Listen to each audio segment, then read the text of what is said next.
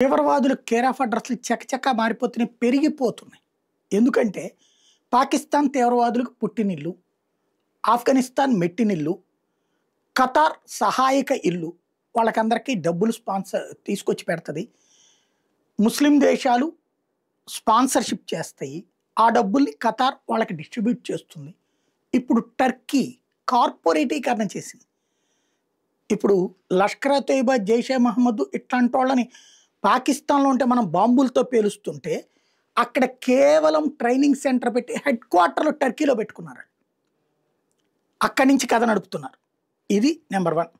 Number 2 వచ్చేటప్పటికి Houthi, Hamas, Hezbollah ఇట్లా ప్రపంచంలోని ఇస్లామిక్ తీవ్రవాద సంస్థల హెడ్ క్వార్టర్స్ అని అక్కడే పెడుతున్నారు.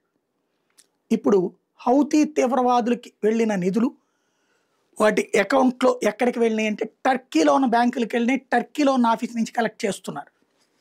ఇది తాజాగా బయటపడినటువంటి అంశం.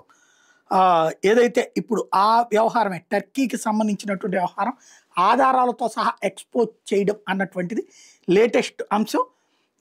IDF Arabic spokesperson colonel Avichay Adraee ఈ విషయాన్ని ఐడెంటిఫై చేశారు.